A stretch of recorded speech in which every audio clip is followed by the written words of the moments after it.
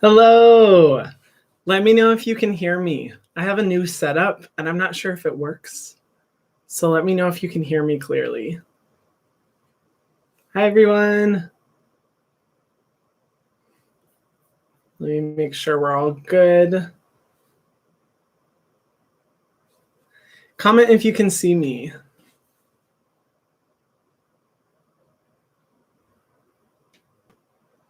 I'm not sure if anyone can see me. Okay, you can hear me. Yay! Okay. Hello, everyone. Good morning. Aw. So I have kind of like a new setup. Well, basically I'm filming on my computer and not my phone with like a mic and stuff. And now I can finally see all the comments so much clearer because it's on my computer and not my phone. This is so nice. Hello, everyone. Let me know where you guys are watching from. Hi from Egypt. Oh, I got to go to Egypt right before everything with the, pandemic started. And I loved it. It was so amazing. I would love to go again. Hi, everyone. Hi, Rhea. Thank you. Puerto Rico, Canada, Netherlands, India, Tanzania. Oh my gosh, that's so cool. I mean, all of them are cool. Nepal, all these places I really want to go one day. I'm trying to decide when, we can travel the world again, where I want to go first. And I honestly can't decide. It's like a toss up between the Philippines and India and, I don't know, so many other places. I can't decide. Oh, Vietnam. That's so cool. I want to go to Vietnam. Hi, everyone. Japan, St. Thomas. Wow, I do not know anyone from St. Thomas. That's super cool. Las Vegas, Italy, Arizona. I'm from Arizona, my home ground. Hello, everyone. So as we get into this, I first want to say I'm sorry if I'm a little bit lower energy. I was doing my workout this morning and I was trying to do 50 pull-ups under a specific amount of time, and my time was really good this week. And I was going at it, and I pulled my back. Something back here, I pulled it, and it's been hurting. So warning first to everyone, don't rush yourself when you're working out. But if I'm a little off, or I make weird faces, well, more weird faces than I normally make, it's because I pulled my back. So sorry if my energy is a little bit lower. But in this, we're going to be answering skincare questions. If you are new to these lives, this is just a fun environment where you guys get to ask as many skincare questions as you want, and I answer as many as I possibly can, which, is always a challenge because I want to answer every single one of your guys' questions, but I'm not able to. But I try to answer as many as I can, just as a fun way for us to connect, just talk about skincare, for me to share my opinions, and yeah, just to have fun. But I do want to clarify that, I'm not a dermatologist, an esthetician. This is not professional, medical or dermatological advice. If you are struggling with anything in your skin specifically, you're having any problems, please go see your esthetician or dermatologist to get that shit treated, as we always say. Yeah, this is just for fun, just to talk about skincare and enjoy the conversation. I don't know where that was going. Okay, also, for anyone who does super chats, thank you so much for sending in your super chats. I'll try to answer as many as I can, but I like to have a balance of answering super chats and answering normal questions, just, to balance it up and give everyone an opportunity to have their question answered. But thank you ahead of time to everyone who does do that. I appreciate it. And the questions are rolling in like lightning. Thoughts on Differin gel. So I like Differin. I think the fact that there is, an over-the-counter retinoid that a lot of people have access to is amazing, because Differin is great for anyone who's struggling with acne, and it's a great introductory retinoid. That being said, my skin doesn't like Differin. It got so sensitive. It was burning. It was stinging, all that stuff. I'm a little bit nervous, but there are other brands besides Differin that have adapalene, which is the retinoid. So I'm going to try other types of adapalene products and see if they work for my skin, because maybe it's just Differin that my skin is sensitive to. I'm totally down to trying something new, but yes, love Differin. Last time you had a bad skin day, what was the cause? Ooh. Oh, okay. It was two nights ago. I was applying my normal skincare routine. I was actually filming a video. I was applying my normal skincare routine, and for some reason, my face got so red. Like, my face normally gets red when I apply skincare, but it got like crazy red. And of course, it happens to happen only when I'm filming. And these are products that I've been using for like so long. And I'm just like, gosh, of course. But I'd say like that was the last like bad skin day. But if you're talking about breakouts, girl, the last 2 weeks, I have just been getting breakouts like all around here and even up here and up here, just all around. It hasn't been fun. So I'm kind of in a little bit of like a phase with my, skin. So we'll see. We'll see if it resolves soon. I'm trying every, treatment product I can. How do you know if your skin doesn't like a product? It's honestly pretty easy to tell. If your skin is stinging, if it's burning, if you notice that you didn't start breaking out until you started using this one product, if the breakouts continue, if the redness and sensitivity continues by you using that product, that's a pretty good, just an easy way to tell. And that's just an easy way that the skin communicates to you that it's not happy. But that's also why it's important to not like introduce a bunch of new products into your routine and only introduce one product at a time, because you'll be able to tell which specific product is giving you that reaction. A lot of people I know will like go out and get an entire new skincare routine of like 8 products and start using them all at once and then get a reaction, and they have no idea what product they have a reaction to because it's they've used so many products at once. So that's why it's good to always just like segment out what products you begin using your routine. That way you can figure it out. But honestly, if it does not feel enjoyable and your skin is sensitive, then that's a good sign that your skin doesn't like it. Let's see. Okay. Ooh, best skincare brand for estheticians to use.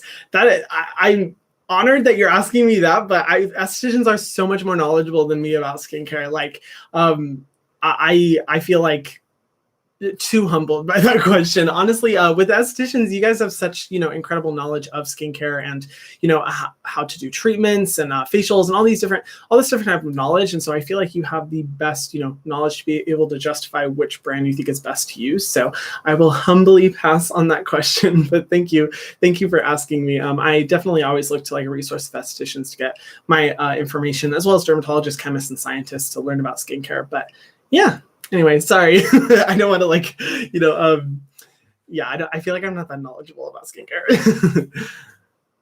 Hey, love you. Thank you, Sabrina. What do you think about Aveen? So Aveen isn't terrible. Like, I have looked through their ingredient list and I'm like, you know what? It's good ingredients. It's a bit old-fashioned in the sense that all the ingredients are kind of like the base level standard ingredients that dermatologists have recommended for a long time. Some of their products have fragrance, and I know sometimes it's masking fragrance, which means that it only like adds fragrant components to compensate for the bad smell a product may have, and not actively making like a floral fragrance or something like that. But I still don't like masking fragrance in skincare. So I'm not a fan that they have fragrance. And to be honest, I do think that they're a little bit overpriced. But if they work for your skin, they work for your skin. I bought some of their products, but I was just never particularly inspired enough to begin using them. So that's my thoughts on Aveen. What are your thoughts on body skincare? Are there any products we should avoid putting on our arms, legs, for example, certain body washes? I'd say it just really depends. The body skin is much more resilient than the face's skin. And we tend to have like physical protection, protecting our bodies from the sun, like clothing, as opposed to our faces, which tend to see like the most sensitivity. So that's why, the body can handle a little bit more. But I'd say try to avoid like body washes that are like insanely fragranced, because there's some that I've used that are just so overwhelmingly fragranced where I look at the ingredient list and like the third or the second ingredient are essential oils and it has like 10 essential oils in it, all of which are at very high concentrations. I don't recommend those types of products. I also don't recommend really, really harsh scrubs. Like there are some scrubs out there that are beneficial for like, a lot of built up dead skin on the arms, not arms, elbows, or on the knees. But you want to be careful about where you put those. Also, when it comes to, and this is an area where I will say I do not know much about, but you also do want to be aware of like certain types of like feminine washes, and because sometimes, like, even though they're marketed to be good for that area, a lot of times, like, I've seen OBGYNs and different doctors saying that, like, it's not good to use like fragranced washes down there, or a lot of times even to use most washes. So it really depends on the area, but I'd say overall, I'm a lot more relaxed with my body care as opposed to my face care, and it's nice because I get to like be a little bit more open-minded about what I use. Let's see. Oh my gosh, you guys are amazing. There's so many questions. Thank you all for all these questions. Thoughts on skincare fridges? So that's a great question. Funny enough, I have gotten skincare fridges in PR. I think I have 3 now. And it's funny because, like, I've kind of talked about how I don't think skincare fridges are necessary. The reason being is that you can put your normal skincare in a refrigerator, and the amount of electricity that you use keeping them on all the time, and even the actual components used to chill the refrigerator are not great for the environment. And when it's something that we all already have in our homes, I don't think a skincare fridge is necessary. Not to mention that a lot of products like are meant to be in normal temperature, not meant to be in cooler temperature. There are specific types of products, like say a vitamin C serum, that can be, that can benefit from being in a colder environment where it's going to preserve it. But most products are formulated to be at a normal, like, room temperature and not in any extreme heat or extreme cool environments. So overall, I just don't think they're necessary. Are they fun? Yeah, they can be. But I just think, like, if you are going to put some products in your fridge, just like put 2 of them in your normal fridge. And that way you don't have to buy a skincare fridge. But that's just my opinion. What are your thoughts on Beauty Counter? I don't know, to be honest, because I was open-minded to them, but I heard they may be a MLM, a multi-level marketing company, which I don't try any multi-level marketing company products, and I don't talk about them on my channel. So you guys can let me know. But from my understanding, they are, and that's where I'm just kind of like, I'm not down for that. Thank you for researching ingredients and informing the rest of us that haven't heard or knowledge of them. Oh, of course, from Brandon. Of course, thank you for the message, Brandon. Yeah, I appreciate that. I do my best. I try little by little, and there's so much knowledge to be gained out there, which is why I'm always wanting to encourage you guys to, like, do your own research, learn yourself, find good resources, because there is so much to learn. But hopefully I can make the information easier or a little bit more simple. Hopefully. How can you tell the difference between your skin purging with a new product compared to your skin just breaking out from that product? So I will say I have to make a video about purging, but purging is one of those things that I think is largely misunderstood and misinterpreted. And most of the time, skin purging shouldn't happen. The only instances where I could see some skin purging is if you've never ever exfoliated your skin before, and your skin is essentially, like, ridding itself of the dead skin cells and going through that process, or if you're using a new retinoid, because some retinoids do have skin purging as like a short-term side effect, but normally skin purging doesn't last any more than 1 to 2 weeks. And if you use, like, say, a moisturizer or a serum or a sunscreen and your skin starts to purge, that's not purging. That's your skin having a sensitivity reaction to that product, and you should probably stop using it. So honestly, skin purging should only exist in very, very particular moments, but most of the time, I would say it's just a skin reaction. And I've listened to a lot of chemists talk about that as well, to where they're just like, don't believe in skin purging because it's really not a thing. So that's kind of my stance on that.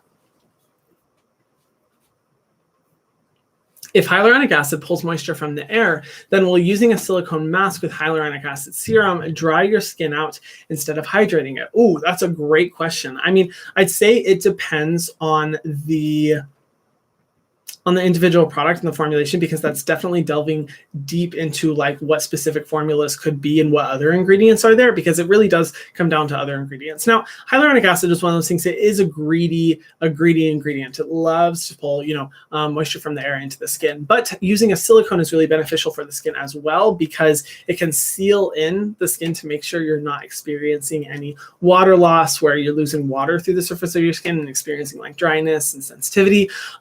I will say, if it's a low concentration of hyaluronic acid, I really wouldn't worry about it. But if they are, like, touting that, hyaluronic acid is in high concentration, or if it's really prevalent, or you're using multiple products with hyaluronic acid, with, like a silicone mask, I could see that being problematic. But just in general, I believe that hyaluronic acid is a very overused ingredient, and most people are exposing themselves to way, way more hyaluronic acid than you actually need. So I don't know. I don't know how I feel about that exactly, but that's a great question. I love the technicality, but it really does come down to individual formulas and what the other ingredients are in those products that could be, helping retain more moisture or hydrating the skin even more.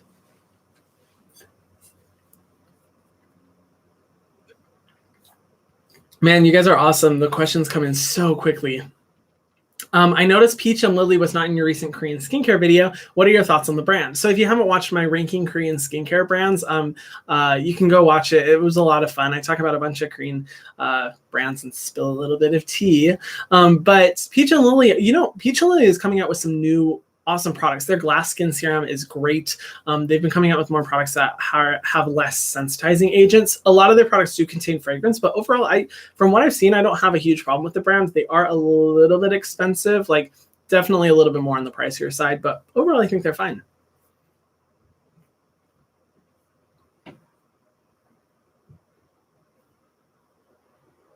Let's see. Hi, Hiram. I'm trying Curology thanks to you, but they told me to stop using BHA and benzoyl. Is that normal, you think? I have combination, but mostly dry skin and some dark spots. Okay, yeah, great question. I mean, the great thing about Curology, the reason why I love it is because you do have a dermatology provider that you're connected with who's able to, give you the best recommendations, and they definitely have more training than I have had in the skincare world. And I will say, if you are someone who experiences like really dry skin, beta hydroxy acid or salicylic acid is really not an ingredient you need to be using because it's more beneficial to people with oilier skin. Benzoyl peroxide is similar, although it depends on the type of benzoyl peroxide. But here's the thing. They're likely telling you to stop using those ingredients because the treatment that they've given you has ingredients that could be sensitizing alongside salicylic acid or benzoyl peroxide. And that's why it's important to listen to what they're saying, because they're going to know what sensitivity and irritation is most prominent in terms of mixing certain ingredients, and you don't want to put your skin at risk. So I would listen to what they're saying, see how it works. If it doesn't work, you can always try, benzoyl peroxide. But I'd say overall, people with really dry skin, salicylic acid is not an ingredient you're probably going to like because it does tend to, really remove all the excess oil from the face, which is why people like me who have oily skin or combination skin love it so much, because it makes me way less oily and greasy. Oh, and on that note, another question. Alternative to the 2% Paula's Choice BHA, it breaks me out and I have extremely dry skin. I use it because I have closed comedones and sebaceous filaments. Yes, so that's a great question. When you have really dry skin, again, I don't necessarily recommend using salicylic acid. That's tricky because when you do have sebaceous filaments, what could be happening is that your skin isn't properly moisturized. So it's trying to overproduce oil as a way to kind of compensate and take care of it. I would say really focus on nourishing your skin overnight. Use a good rich moisturizer or something like the CeraVe healing ointment or something that's really going to trap in the water loss overnight, and see how it works with your skin over time. I'll give you an example. I have a really oily skin, and that's because technically my skin is dehydrated, but my skin is trying to produce as much sebum as it can to hydrate my skin. And once I started using rich moisturizers overnight, I significantly noticed that my skin throughout the day was way less oily than it was before. And that's because my skin is properly moisturized throughout the night. So I recommend trying that out, and hopefully there'll be a reduction of sebaceous filaments because your skin won't feel the need to produce as much oil. But that is one of those tricky things. And if anything, try benzoyl peroxide as well. That may be beneficial. Oh, I like the CeraVe Acne Foaming Cleanser. That's a good benzoyl peroxide cleanser. Do you recommend moisturizer after treatment at night, like after retinol or salicylic acid? I have combination oily skin. Thank you for your amazing videos. Oh, thank you, Jessica. Yes, I definitely do. I think the nighttime is when you really should focus on heavily moisturizing your skin, because it's just going to take care of a lot of issues. And if you're using retinol, one of the side effects of retinol is that it can dry out the skin, and same with salicylic acid. They both can dry out the skin, so it's definitely necessary that you use a moisturizer afterwards. Now, you don't have to use like a super heavy moisturizer. You can use a more like lightweight gel cream if you want, but I've tend to find the best results when using like a heavier moisturizer, and I have really oily skin, so that's what I would recommend. But it comes down to the individual person and what you enjoy most. But definitely don't skip your moisturizer overnight. What do you think of the Inky List Retinol Eye Cream? I like it, actually. I've used it quite frequently. Eye creams and me, I'm just kind of like, they're not necessary in a routine, so I'm not like particularly like super subscribed to using an eye cream. But when the eye cream features an ingredient that I want specifically only for the eye area, or when my other serums are too strong to use on my under eye area, that's when it's nice to use an eye cream that's specifically formulated, not in like a fancy way where they say like, this is made with technology so it'll better absorb in the under eye area, not that kind of thing, but just like, for example, an ingredient like retinol formulated at a lower concentration so that it curbs the risk of sensitivity and irritation on the area. I think it's great. I think it's awesome. And I think the best thing about the Inky list and what my main critique of eye creams usually is just how expensive they are. But the Inky list is so affordable, so definitely recommend that one.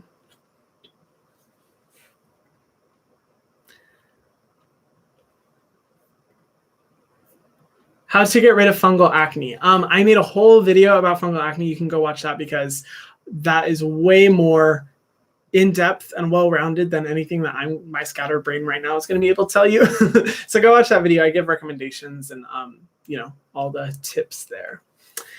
Iunique moisturizers. I love Iunique moisturizers. I was so dumb. In the ranking Korean skincare video, I realized that I didn't even include Iunique, which is literally one of my favorite, if not my favorite Korean skincare brands. Ridiculous. I don't know how I missed out on that, but yes, love the Iunique moisturizers. They're great. I've used all of them. And while they're not necessarily all for my skin specifically, like some of them did feel a little bit extra greasy, I did notice good results in my skin. So definitely good. Let's see. What do I think of the SK2 Essence? I don't have a problem with it. It's just so expensive. So expensive. And I don't believe that any single skincare product that's going to last like 3 to 6 months should cost that much. So that's my opinion on that. Hi, is Derma rolling good? If so, what does it do? Thank you. Please help. So if you aren't familiar with what derma rolling is, it's essentially like this little roller and it has all these tiny, like they're not needles, like they don't have like holes in them or like inject anything, but they essentially like create little micro lesions in the skin. You're basically creating like, you're wounding your skin purposefully, intentionally. And the mindset behind derma rolling is that when you intentionally wound your skin is forced to create brand new skin cells that are healthy and basically like baby skin cells, and it'll help maintain like your youthfulness, it'll keep your skin fresh. And while I don't deny the benefits of derma rolling, there are some out there, I do not believe that you should be doing it at home by yourself. I believe that derma rolling should be done by a professional all the time because I've seen so many horror stories and you don't know when you've overexposed an area to too many lesions. And you also may not know like what length of needle would be best for your skin. And it's just a little sketchy, in my opinion, to do it on your own. So if possible, please go to a professional. Otherwise, I don't really recommend it. I did consider doing it once for a video, but I got too scared. I was like too freaked out. And I was like, I don't know if I want to promote this on my channel because I know if I did it in a video, even if I'm talking about the negative sides of it, people are probably going to follow along. So I didn't end up doing it. And I've never tried one and I'm a little bit scared too. So I don't recommend.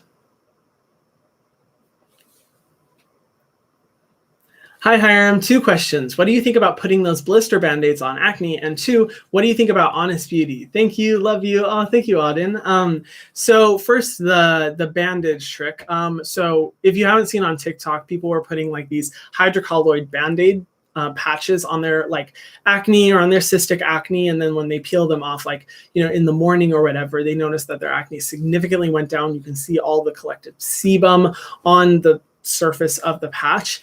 And here's the thing, hydrocolloid patches have been used for so long in the medical world. I mean, they were originally created to help protect wounds, but they've also been used in the skincare world. Like they're the same thing as like those little like pimple patches, essentially. All it does is creates a seal over the top of the skin, and it has water binding agents to be able to draw up any of that like excess sebum or the pus or whatever it is from the actual spot. And it also prevents the area, you know, the pimple or whatever it may be, from losing any excess water. So they're great, they're amazing. I'd say one of the concerning things I saw with those big bandages is that people would use them on pretty severe cystic acne or very open lesions. And oftentimes when they would like take it off, it would completely like rip off the top part of it and basically expose like wounded skin. So in that sense, I'm a little hesitant about it, but overall, I think, you know, try it. Like it's great, and it's really satisfying to see it like the next day and see all the collected sebum or sebaceous filaments or whatever it may be actually on the patch, because you know that it worked. So I think it's great. And then, oh, you asked about Honest Beauty. I love Honest Beauty. Some of their products have fragrance, but overall, I love the brand. I think they're awesome. I like a lot of the products. Their retinol serum is bomb. Oh yeah, and they have a lot of fragrance-free products. I was like, I know I was going to say something else. They have a lot of fragrance-free products as well. So I really like them.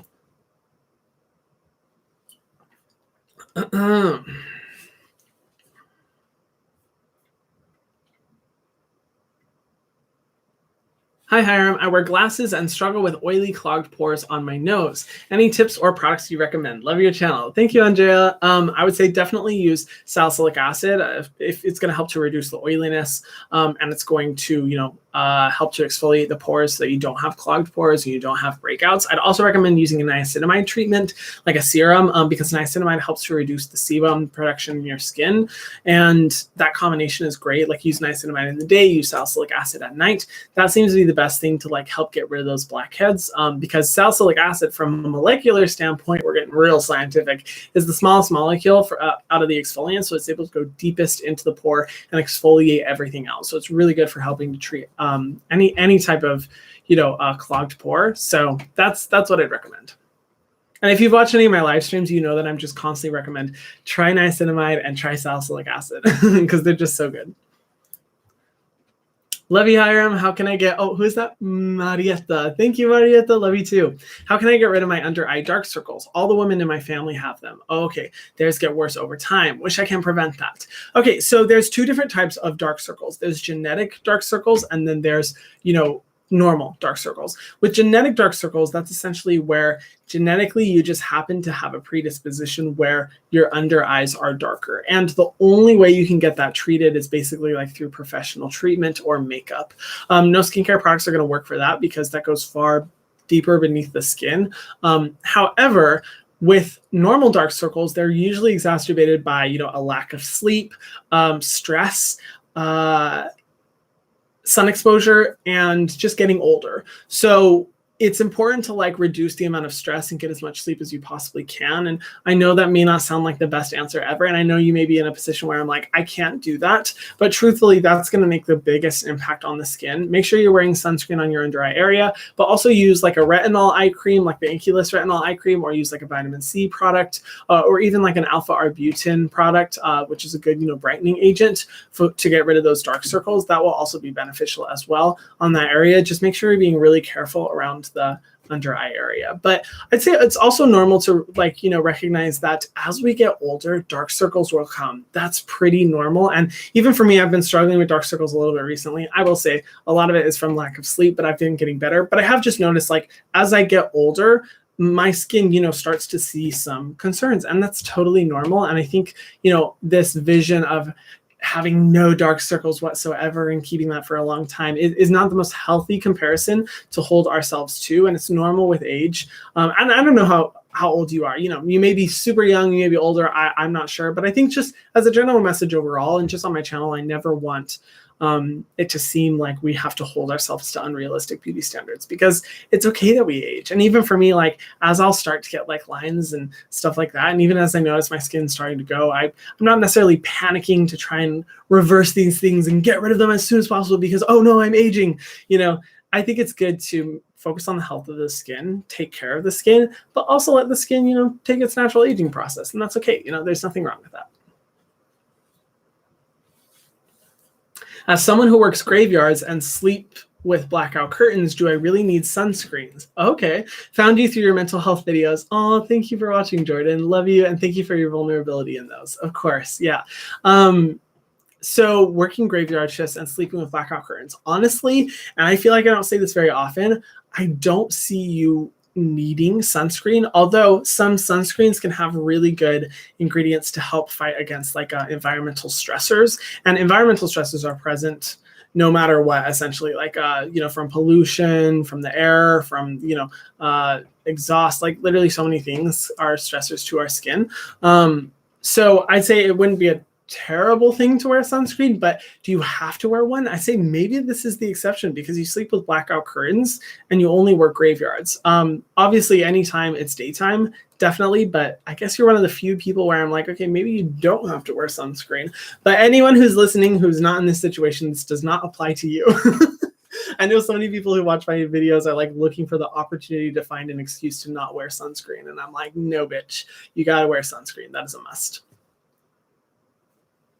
Paul says, hey, Hiram, I hope you're doing well. What is your opinion on Skinceuticals? So Skinceuticals I like overall because they are very smart about their formulations, and every single chemist and dermatologist I know like raves about Skinceuticals. I'd say my primary issue with them is just their price point. They're so expensive, like really, really expensive. But overall, they're a good brand. They do formulate with some ingredients I don't like, and that's like a personal preference thing. But overall, you know, their products are expertly formulated.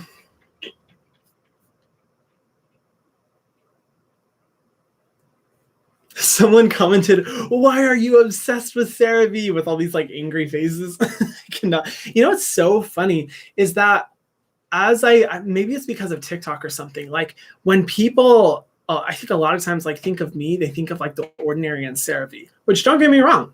Love those products, love those brands. But if you watch my YouTube videos, I'm constantly recommending other products, and more times than not, I'm recommending other brands and other products than CeraVe and The Ordinary. So it's so funny that like those two brands specifically are, you know, something that like everyone asks me about, which, you know, is great because people are getting access to skincare and I love it. And if that means you're using, you know, CeraVe and The Ordinary, awesome. But it is so funny because some people like, when I do like skincare routine videos and stuff like that, and they're like, I can't believe you didn't use a CeraVe or The Ordinary product. How dare you? You've manipulated us. I'm like, whoa, there's so many other brands out there that I love to experiment with. And it would be so boring to like only stay within CeraVe and only The Ordinary when there's other incredible brands out there. So it's so funny that people get upset about that. Okay. Let's see. Hey, Hiram, longtime follower here. So happy watching you grow. Sniff. Oh, that's so cute. Anyway, I have a little question. Can using retinol too young have adverse effects? And does putting concealer reduce SPF count? Great questions. Hamad, I think is how you pronounce your name. Cool name.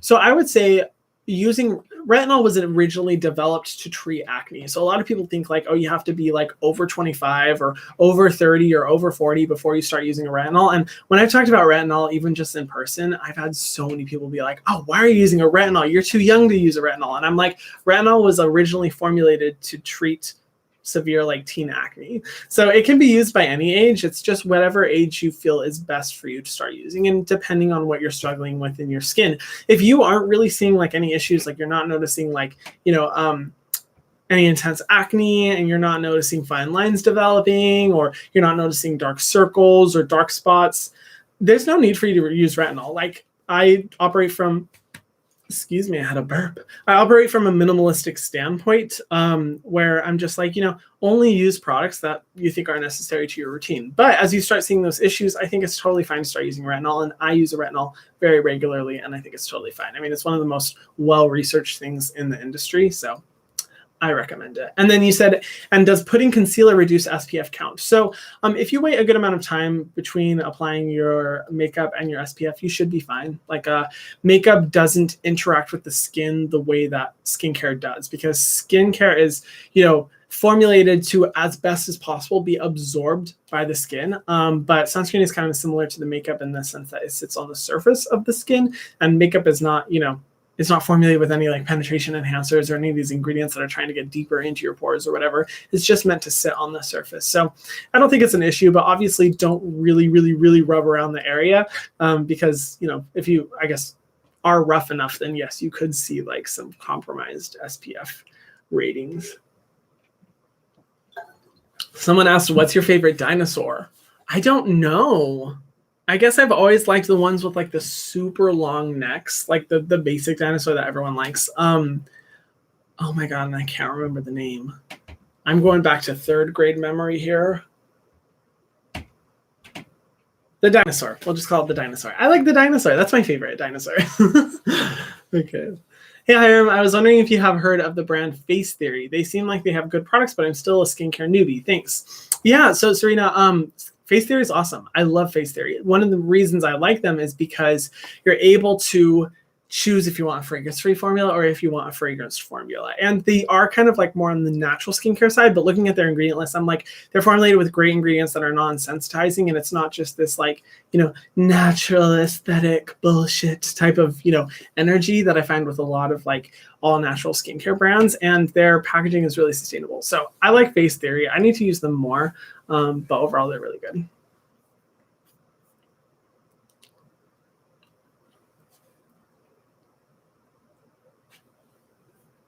Oh, Brontosaurus, is that what it's called? Sure, we'll go with that. Let's see. My sports have started back up, and I've been struggling with chest and back acne. Any tips? I love you so much. Thank you, Liza. So this is something that I can kind of relate to because I have been struggling with like body breakouts and body acne as I've started to like work out a lot more. So here's my main tips. As soon as you finish working out, like get your clothes off, like remove the sweaty clothing, because the longer the sweaty clothing stays on your skin, the more likely you are to experience that breakout. Make sure you use a good body wash. And also, what was I going to say? Oh, yeah. Use a benzoyl peroxide cleanser and leave it on your skin for like 3 minutes. And then you can also use a salicylic acid treatment. I use the Paula's Choice 2% BHA solution on my body. Both of those really help with it. But I think the most important thing is like, don't spend a lot of time in your sweaty clothing, because that's just going to make it way, way worse. Also, don't use clothing that is like super, I mean, I know it depends on the sport, but sometimes like really compressing clothing can also contribute to that, because your skin basically can't breathe. So there's also that factor as well. Just be mindful of that, but hopefully that helps. What do I think of the Ordinary Retinol? Love you so much. Oh, thank you. Jama? I'm not sure how to pronounce that. I'm sorry. Ordinary Retinol is great. I'd say like it's definitely like a basic retinol, and I am at a point now to where I'm like, I want a little bit more of like a nicer experience in terms of like finding a retinol that is easy to spread across the skin. Like one of the only things I don't like about the Ordinary Retinol is that like sometimes it like dissolves so quickly into my skin, I have a hard time portioning it. But overall, I think it's great. It's very effective. It's good. Oh my God, you guys, I just realized my computer's gonna die. Do I have oh, my charger's here. Yay! I was like, shoot, I don't know where my charger is. I might have to go searching around the house, but that's good.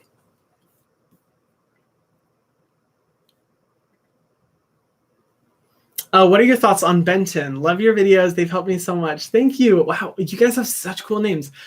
Sepide? Sepide? I have no idea. I'm sorry. I wish I could like actually meet you guys so you could instruct me like how to properly pronounce your names. Benton, I think, is great. They do formulate with one specific ingredient that I can't remember what it's called. It can be sensitizing to the skin, but overall, I do like the brand. I like their products, and I feel like I can't remember what the ingredient specifically was, but I just didn't feel like there was enough data on the potential sensitivity and irritation of the ingredient to determine like whether I should stop using products with it entirely. But overall, I think they're a great brand. I like them. I like their aloe soothing gel, I think is what it's called. That one's good. Hey, Hiram, big fan. Thank you, Andrew. I have to shave daily. At what point should I shave in my daily skincare routine? Is it before cleansing, after cleansing, but before moisturizer? Thanks. So great question. I always shave as soon as I get out of the shower. So I typically cleanse my face in the shower. I cleanse with like lukewarm water, and I like doing it in the shower because when I do it at the sink, water gets all over the sink. I get it on whatever I'm wearing. It's just not a fun experience, and it's so much easier in the shower. So I cleanse in the shower, and then immediately afterward, I shave my skin. Now, I do be kind of like careful about what I apply on the shaved areas. Like on my neck specifically, I get bad razor burn on my neck, so I don't want to apply like exfoliating serums and things like that. So it's good to be mindful. And it depends on the sensitivity of your skin. But my perspective is like, why put a skincare product on if you're going to be shaving and then rinsing it off afterwards, because that basically means your product's going to be going down the drain. So if anything, I recommend shaving right after cleansing and then applying the rest of your skincare routine afterwards. Let's see. Hi, Hiram. You got me into skincare. I get these red bumps on my legs after I shower. What is it and how can I treat it? Oh, that's a good question that I honestly don't know the answer to, because that sounds more like possibly a skin sensitivity or skin issue problem. I would be mindful of what body products you're using, like on your legs specifically, and how you're shaving your legs. If you do shave your legs, I'm not sure. Just be mindful of the products and maybe switch them out, because that could just be a skin reaction to, like, say, a body wash, where your skin just doesn't like one of the ingredients. So that's why you notice it specifically only in the shower. But I'm not sure, to be honest. That would be a great question for a dermatologist, because I'm not familiar with like the full range of skin sensitivities and, you know, irritation and stuff like that. That's definitely what a dermatologist is for, and they're the experts on that. I wish I could tell you, though. I'm sorry.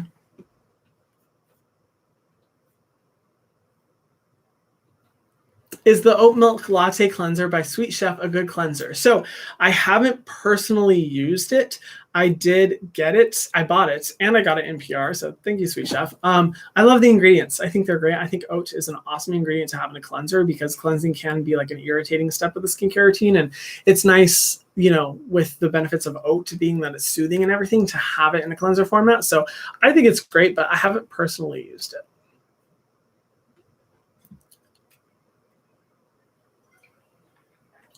You guys have so many questions. You're awesome.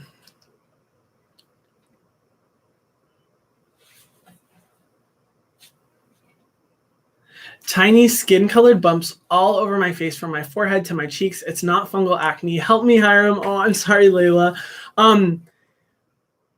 Again, it is one of those things where, like, if your skin is having a major sensitivity, I'm not able to see your skin. I'm not able to know exactly what it is. And even with that, in regards to specific skin sensitivities, that is what a dermatologist is for. But I would say, like, a lot of people have said, like, oh, I struggle with fungal acne. But in reality, they're actually having like allergic reactions or sensitivities, because that also oftentimes manifests itself by like tiny little bumps all over the skin. I have gotten that before. Whenever I've had like a negative reaction to a product, or my skin has a sensitivity, I will get tiny little bumps all over. So maybe just take a break from your normal skincare routine, try to minimize it as much as possible. If needed, only use a sunscreen, and then work your way, either trying new products or working your way back into your routine, and see when that effect starts to happen again.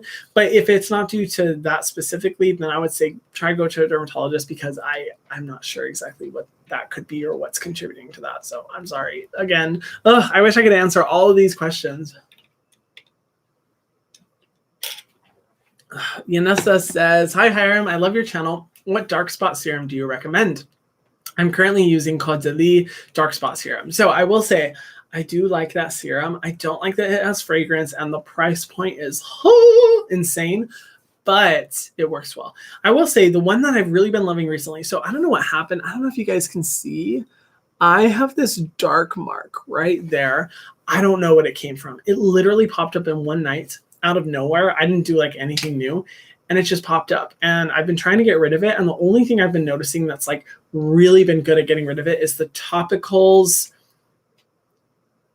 Oh, what is it called? It's the Topicals Brightening Serum. It's an awesome serum formulated with like niacinamide, vitamin C, I think, azelaic acid, and alpha arbutin. All of those are incredible like skin brightening agents for any dark spots or dark circles. And I've been using it on that area, and it's been like lightening it a little bit, which is great. So I would recommend checking that one out. I think it's a great brand.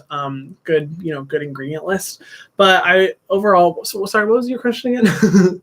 Oh, just what dark spot serum do I recommend? I'd say just any like retinol product as well. Retinol is one of the best things for brightening dark spots, in my opinion. And so like the Inky List Retinol Serum, the Shani Darden Retinol, if you are someone who likes a little bit more bougie skincare, the Shani Darden Retinol Serum is like one of my new favorites. I love that one. Hi, Hiram. Love you in your videos. Thank you. Oh, you guys are so sweet. Always starting your messages with that. I have cheek acne, but it doesn't seem like anything is working. I've tried niacinamide and vitamin C. Help. Okay, so niacinamide is a great ingredient to use alongside any active because it will help to like make sure your sebum level is regulated. You're not producing too much oil. Vitamin C is a great ingredient, but it's not going to specifically help with acne. What would help with acne are those ingredients I talked about before: salicylic acid, which is my personal favorite, or benzoyl peroxide. So I'd recommend the Paula's Choice 2% salicylic acid product, or there's also the Inky salicylic acid cleanser. That's great as well. Salicylic acid is going to deeply exfoliate that area, as opposed to vitamin C, which is great for like brightening dark spots and things like that, but doesn't specifically treat acne. Salicylic acid is definitely better for that, or benzoyl peroxide, which helps to get rid of the bacteria that causes breakouts in the first place. And you can find like the CeraVe Acne Foaming Wash from CeraVe. That one's good as well. Panoxyl benzoyl peroxide cleanser is also great. Those would be my recommendations. What do you recommend for textured skin? I've tried BHA and haven't seen any change. Yeah, so BHA or salicylic acid isn't really going to help with texture because it goes deep into the pore and helps to unclog the pores. What will help more so with texture is things like alpha hydroxy acids or polyhydroxy acids. Those are definitely beneficial for helping to reduce texture. Now, I don't want to create unrealistic expectations because in reality, getting rid of highly textured skin is extremely difficult and usually like done best by a professional with a professional treatment. However, you can over time see a great reduction in texture by using like glycolic acid or lactic acid. Those are like really good ones to help get rid of that. So I hope that helps.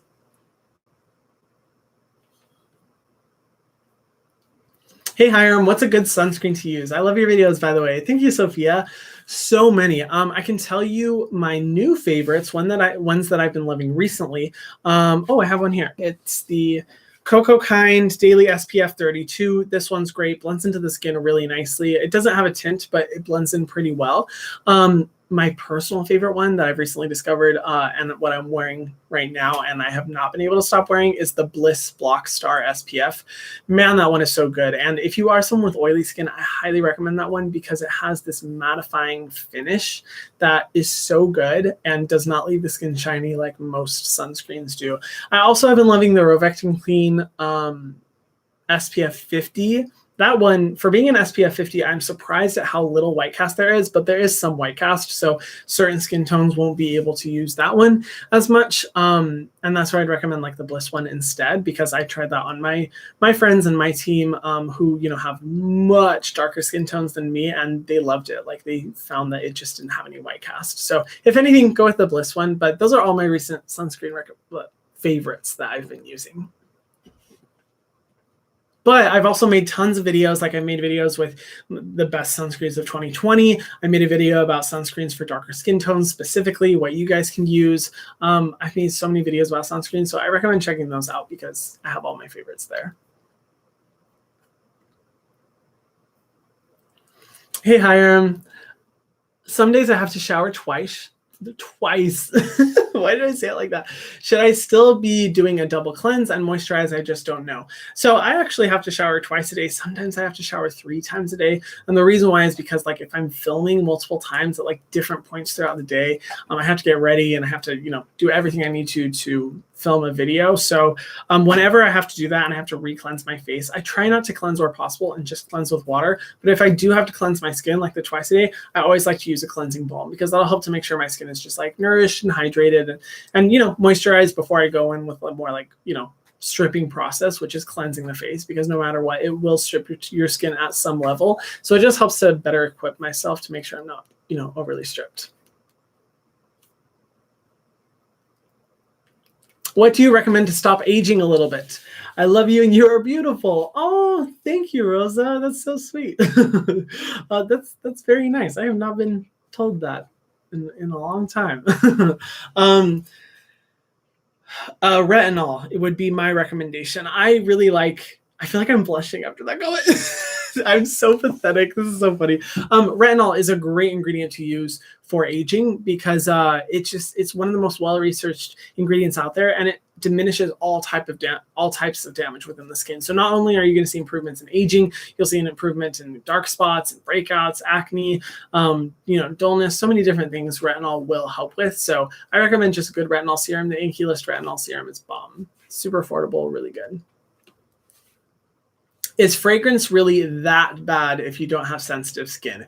Good question. So fragrance is something I don't like. And the reason I don't like it is because I want to make recommendations that are as accessible as possible to you guys. And I know by making product recommendations that are formulated with fragrance, something so unnecessary in a skincare routine, it'll be excluding a lot of you guys from being able to access the products. And I never want to make recommendations that exclude people based on something as frivolous as fragrance. But if you don't have really sensitive skin, I don't believe that fragrance is that bad. Like, it's not the worst thing in skincare. I actually made a video titled like 5 things worse than fragrance in your skincare. And I talk about how like not wearing a sunscreen, over exfoliating, using too many products, all those things are way worse than fragrance. So no, it's not like the worst thing. It's not going to kill you. You know, fragrance is something that's definitely more of like a pet peeve on my end, and not something that has to be like a hard line, no rule. But just in general, I feel like fragrance can add a risk of irritation, and it's just not fun to go through any type of irritation. And I'd rather avoid that risk altogether by not even having to worry about, you know, if the fragrance is the contributor to that. So that's my opinion on that.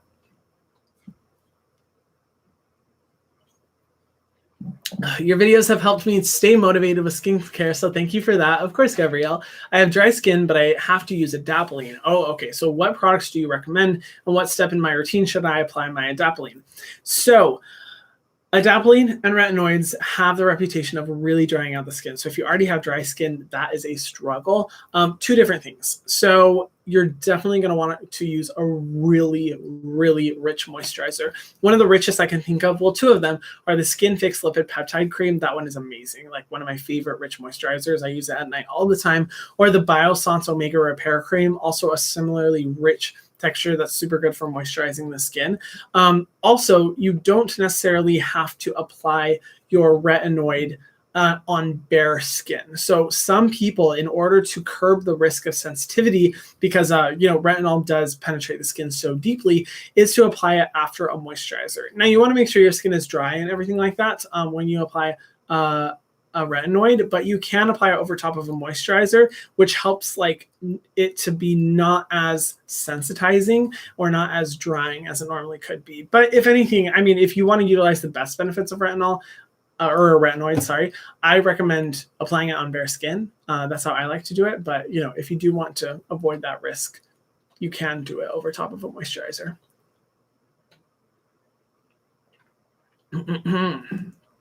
Excuse me.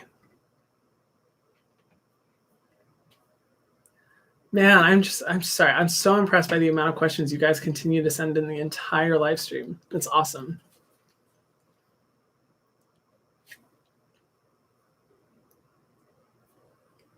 There's so many, I can't decide. Hi, any tips to deal with reactive skin? You are gorgeous. Thank you for changing my life. Oh, Aline, thank you. You guys are really nice today. My confidence is like going up, up, up. So reactive skin is one of the things. I have reactive skin. Like, whenever I apply my skincare routine or anything, like my skin gets so red. And I think the main thing I recommend is first to know that reactive skin isn't a huge deal. It just means that your skin gets extra red. But I'd say it's also a good signifier that you should wear sunscreen, because it's clear that your skin has some level of extra sensitivity, and the sun is, you know, the biggest contributor to damage in the skin. So definitely use a sunscreen, but also use products that are focused on reducing redness and sensitivity. I noticed a dramatic improvement in the reactiveness of my skin once I started using ingredients like Centella asiatica, green tea, niacinamide, all these ones that are amazing for reducing, you know, any possible redness and sensitivity you could see. And I've made videos about it on my channel that you can go and watch, like the best products for sensitive skin and reactive skin, stuff like that. But if anything, I'd say focus on those 2 things, but don't worry too much about it, because reactive skin is just, it's just something you deal with. A good primer for sensitive skin. Love you, Hiram. Thank you. Love you too. I would say, honestly, primer is one of those things that I have always believed is like not necessary in a routine, because it operates very similarly to a moisturizer. But if you were to get one, the Rare Beauty primer is bomb. I was really impressed by that ingredient list. Yeah, I'd recommend that one. I like the ingredients.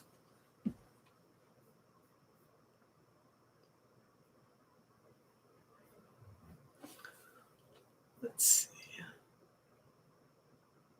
I saw like a really good question, but I can't, I like lost it. Where did it go?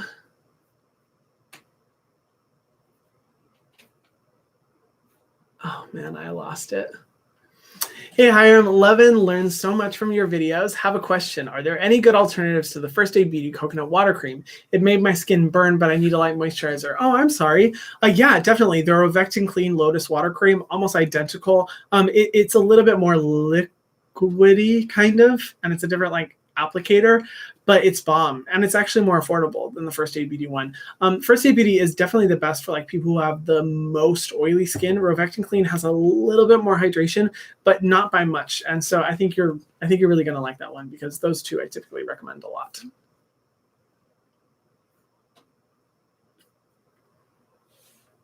Happy Valentine's Day to a beautiful soul like you. Oh my God, I forgot to say Happy Valentine's Day, everyone. Oops, I forgot about that. Happy Valentine's Day. Woo! I'm so honored that you're spending your Valentine's Day with me. Such a good date. But thank you, Gina. I appreciate it. What do you recommend for acne scars? Thank you. Yeah, so depends on the type of acne scars that you're experiencing, but overall, a retinol. Honestly, retinol and sunscreen are the best things to do to get rid of them. That being said, if you have pickaxe scarring or intense physical scarring, skincare products alone are not going to get rid of that. You will need professional treatment. That's definitely going to help the most. But in terms of like darkness, you know, those dark spots, post-inflammatory hyperpigmentation, where after you get a breakout, it turns into like this dark scar, that's where retinol can be really beneficial. Also, an ingredient like alpha-arbutin as well will also be good if retinol doesn't work well for your skin.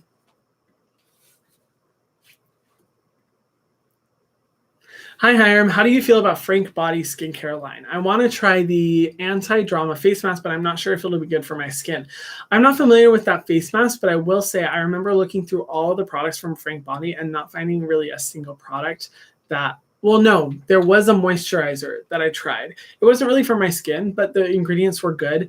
But pretty much all the rest of their products have ingredients that I don't like. So I don't know, to be honest. I don't remember that mask, so maybe it's a new release from them, and maybe they have shaped up their ingredients. And I know that they're a great brand. I just, you know, they have ingredients and product types that I'm not, you know, a huge fan of. Like I think they have a coffee scrub or something like that, and we all know how I feel about scrubs. So maybe not.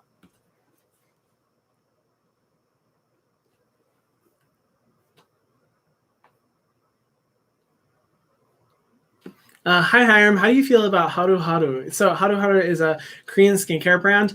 I want to love their products so much. I will say they include in all their products a little bit too much lavender oil. And lavender oil is one of, I'd say, the least worrisome essential oils out there. That being said, if it's really prevalent in every single one of the products I'm using, I would not be okay with that. But, you know, I am okay with it in certain settings. Like the Bliss Blockstar SPF actually does have lavender oil. And at first I was like, no. But once I was using the sunscreen, I was like, honestly, like the experience and the importance of finding a good sunscreen that you love and will consistently use is so much more important than a single essential oil that isn't even going to be particularly irritating in comparison to other irritating essential oils. So, it depends. You know, I justify some lavender oil, but from my memory, like every single one of their products include a lot of lavender oil. So I kind of, you know, wasn't fully on board the Haru Haru train. Do you have any tips on how to stop picking your skin?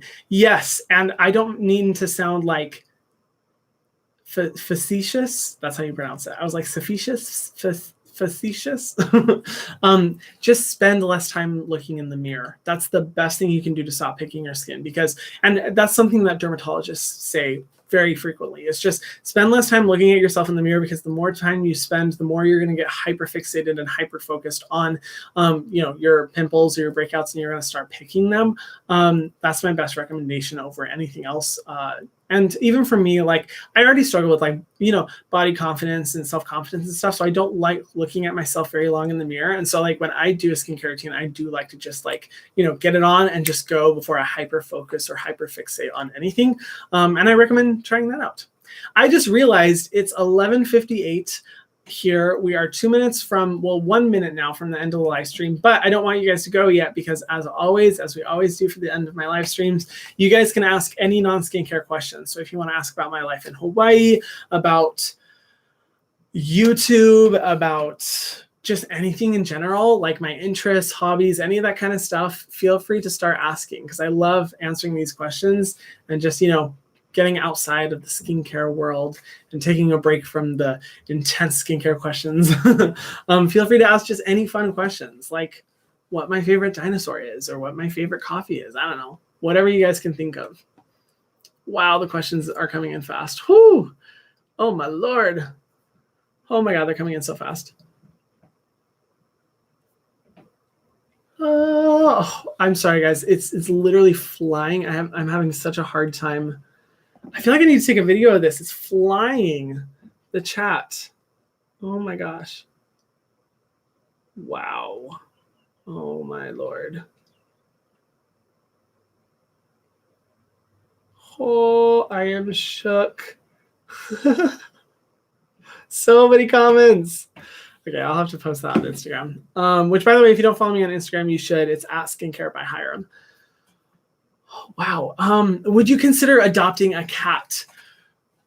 I love cats. I think they're so cute, but I'll be honest, like I'm such a cuddly, snuggly person with pets, and I just love how dogs are very, very, very loving. Cats are very independent, and I respect them for that. And they're definitely they're very selective about when they want to be, loved on. But I know with dogs, at least for my roommate's dog, anytime I want to just play with her or whatever, she's always so down and she's always so loving and everything. So I feel like my personality just kind of goes with dogs more, but I may get a cat in the future, because there was one cat at one of my old apartments. The apartment owner had a cat, and she would come up and snuggle with me, and it was the cutest thing. And not gonna lie, when I moved, I was like, I might actually steal your cat, because I've never found a cat that I've loved so much. So just depends. What hobbies do I have? Oh, work. I honestly, my main hobby is work. I love doing what I do and just focusing on this all day. But besides that, I love hiking. I absolutely love hiking. I love going to the beach. I love trying new places to eat. That's probably my main thing outside of work, is I love always exploring and trying new restaurants and trying new flavors and different foods from all different cultures and around the world. It's my favorite thing. Have you ever had skincare problems? Yes, that was the whole reason I actually got into skincare, was because I had such severe forehead and wrinkles around my eyes, to the point that my friends were coming up to me and saying, Hiram, you're looking really old. You're starting to look really old. You should start taking care of your skin. And I was 18 or 19 years old. And they were like, you should really start taking care of your skin because it's catching up to you. And so I started using skincare, and I realized oh my gosh, it actually works, and that's what got me in. But I also used to struggle with pretty regular I don't say acne, because it wasn't all over, but I always had a bunch of big pimples on my face pretty much 24/7 all the way through middle school through mid high school. So I've had skin issues before. Thankfully nothing super extreme.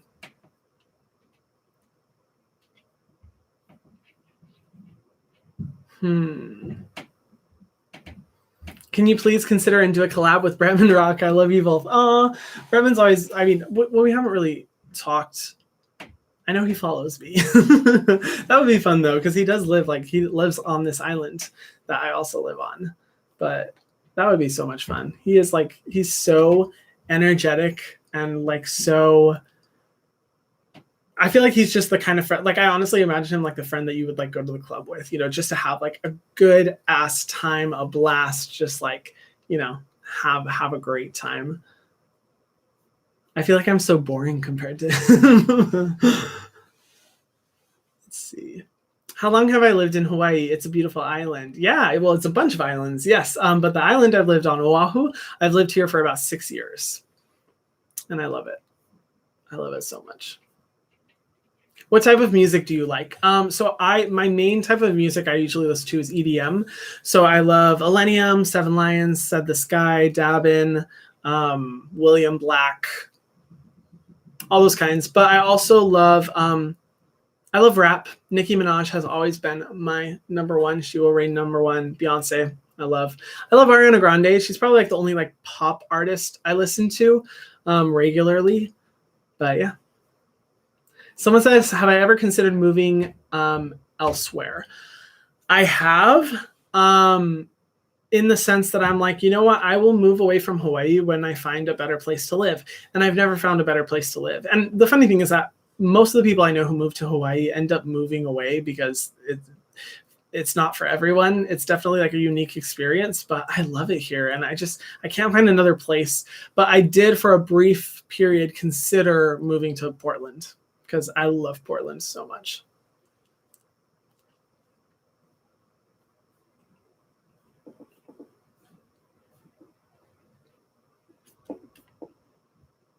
Let's see. Will you, oh, this is a great question. And I do plan on addressing this more. Will you be posting more on your Selfless channel? Thank you, Hiram, for your environmental humanitarian awareness efforts. Thank you for that kind message. I'll be 100% honest. I started my Selfless channel and I expected it to kind of be like super low key, like a environment for me to just kind of create videos about whatever social topics I want and, you know, just talk about whatever I'm most passionate about. And my first video, I think it's like almost at 3 million views, like the first video on the channel. Amazing. Don't get me wrong. So stressful because it's freaking me out. I think for me, like when it comes to skincare, it's something that I'm super interested in and passionate about, but it's not something that moves me in the way that social issues and helping others does. And I think for me, like I have such a strong desire to want to like change the world for the better. But when you put yourself out there on the internet, you have to be open to any type of, you know, hate or criticism or negativity. And for me, it's always been okay with skincare because I'm like, oh, it's just skincare, you know, like skincare is amazing, but it's not anything that like is, you know, a reflection of my character. But when it comes to like something as big as like wanting to like help the world and trying to do the best I can, it kind of scares me thinking about like getting hate for that because it's something that matters so much to me. And when I saw that video performing so well, and don't get me wrong, you guys were amazing, like so much love on the video. I think it's like a little bit scary because I'm just like, this is too important to me. I don't want for this experience to be soured up because these videos get so many views. And whenever you do have a video that goes into the millions of views, you get a lot of hate. It's just the way it works. And I think it's, yeah, but I will be posting more. Don't worry. I have plans and everything, and I'm really trying to focus on it, but I'm just scared. Let's see. Do you watch Bollywood movies? I love Bollywood, but I've never watched a movie all the way through. I just watch on YouTube. Like I watch all the dancing scenes and the music. Like I have a lot of Bollywood songs memorized. I love Bollywood. I think it's so fun. It's so cool, but I actually need to like sit down and watch a movie. But here's the thing. I don't watch like any movies. I never have time to like sit down for like 2 to 3 hours and just watch a movie from start to finish. So good 5-minute Bollywood clips are, you know, enough for me now. Oh, when do you plan on quitting social media? Wow, that's a powerful question. I mean, social media is something that I think is so interwebbed into our lives that I don't know if I'd ever leave social media or like quit social media. Will YouTube always be the thing that I'm focused on number one? Not necessarily. Like I'm someone who I love to like bring on so many different new projects and try so many things and experience the most out of life. And I definitely want to spend the majority of my life focusing more on like philanthropy and humanitarian efforts. So I don't know if it'll be like the main thing I'm focusing on, but I do want to do YouTube as long as I can because it's such a fun environment and who knows? But at the same time, it's also hard for me to imagine myself at like 45 years old being like, aloha everyone and welcome to Skincare with Hiram. So we'll see what happens. Okay, I'm going to do 3 more questions and then we'll finish up.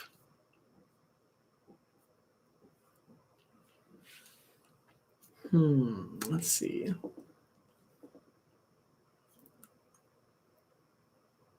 Would you, I'll just answer this real quick. Would you do Vlogmas in the future? I cannot stand making vlogs because they take so much editing time. Oh my gosh, they are brutal to edit. And also I don't watch vlogs. I'm not a vlog person. So I don't imagine I would, but you know, if you guys want vlogs, let me know because I'm open to it, but it's so much work. When is your birthday? My birthday is April 20th, 420, baby. Did you ever think that you would blow up on YouTube? No. And I'm serious. Like, of course, it's something that I always believed in my mind, but I thought YouTube like success meant 100,000 followers. And I remember just being like, maybe 5 years down the road, I'll hit 100,000 followers. And that's just going to be so like overwhelmingly mind blowing. And I can't even imagine like getting to that point. And that would be so incredible. And that was the like, extent of what I thought was possible. But I remember when I started YouTube, I was like, if I can just get to 10,000 subscribers, I will never complain. Like I'm so happy with that. And truthfully, ever since I hit 10,000 subscribers, I've been so content. And it's just been mind blowing to me that it has grown so much more. So yeah, and I guess like for me, that's why I don't feel too stressed out about YouTube. Because it's just like, ever since I hit 10,000 followers, like I've just been happy.